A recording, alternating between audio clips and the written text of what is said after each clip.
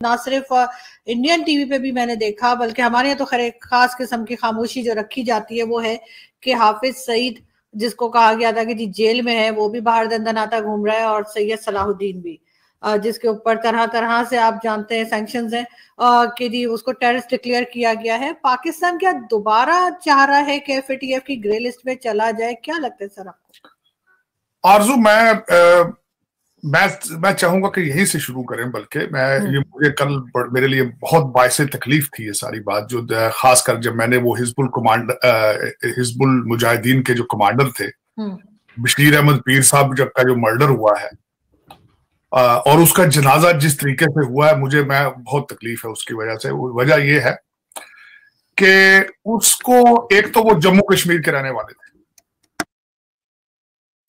उनका वहां मर्डर हुआ है, वहां पे क्लोज रेंज से उनको शूट किया गया। और दूसरा, उनके जनाजे के ऊपर एक तो वो सैयद सलाहुद्दीन साहब आए, उन्होंने बड़ी धुआंधार तकरीर की वहां पे।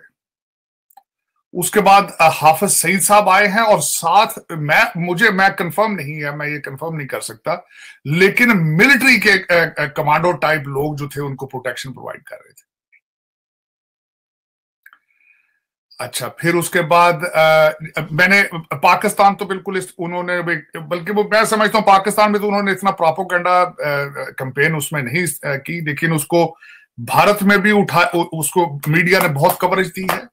और मैं समझता हूँ वो जाहिर है उनके खिलाफ ही बातें हुई हैं, सारा कुछ जो कुछ हुआ वहां तकरीरें हुई हैं।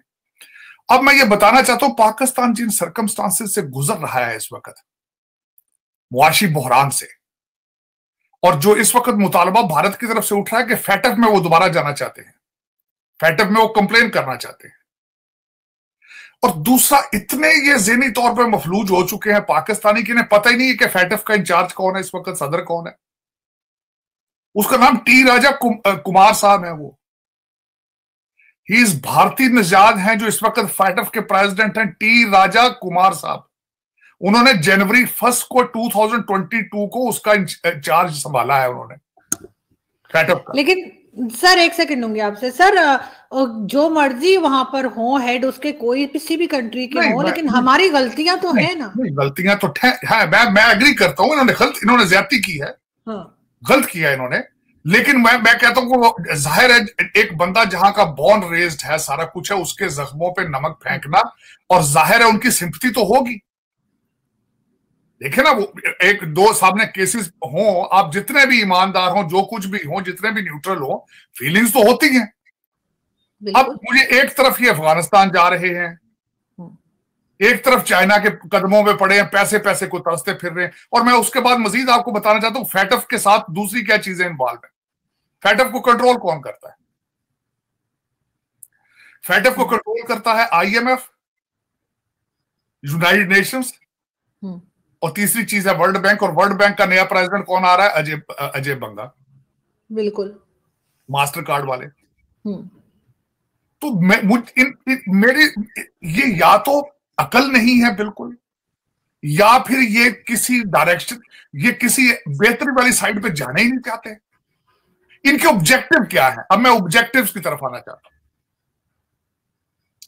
मेरे लिए बहुत तकलीफ थी। एक तो ये तकलीफ वाली बात थी क्योंकि इन्होंने दरवाजे बंद करते जा रहे हैं, जिधर भी जाते हैं दरवाजे बंद कर जाते हैं, दुनिया को सिग्नल देते हैं कि हम सुधरेंगे नहीं, या हमारा बेहतरी की तरफ जाने वाला कोई इरादा ही नहीं है। ये गलत बात है, गलत बात है। झूठ बोलते हैं ना। इन्होंने कहा कि जी हमने तो 31 साल की सजा दे दी हाफिज सईद को, सैयद सलाहुद्दीन को भी यही कहते हैं, और फिर यही सब ड्रामा तमाशे चल रहे होते हैं। मुझे ये बताएं कि उस बंदे का सबसे पहले जो हिजबुल मुजाहिदीन का जो बंदा बशीर अहमद पीर कत्ल हुआ वहां पे, एक तो उसकी मौजूदगी वहां पे सबसे पहले तो क्वेश्चन मार्क है।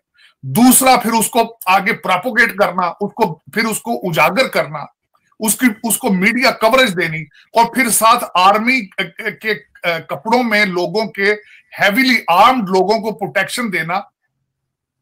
ये क्या क्या सिग्नल जा रहे हैं? मैं ये पूछना चाहूंगा जो इस वक्त आपके अदारों को चलाने वाले। सबसे पहले तो मेरा ये क्वेश्चन मार्क है। मैं 20 करोड़ लोगों से पूछना चाहता हूं, इस वक्त आपको चला कौन रहा है? आप हेडलेस स्टेट हैं इस वक्त, आपका कोई हेड नहीं है इस वक्त, आपकी कोई डायरेक्शन नहीं है। अब मैं बताता हूं किस तरह डायरेक्शन नहीं है, आपके हालात क्या है। आपका defence minister, serving defence minister ने अगले दिन नेशनल असेंबली में खड़े होकर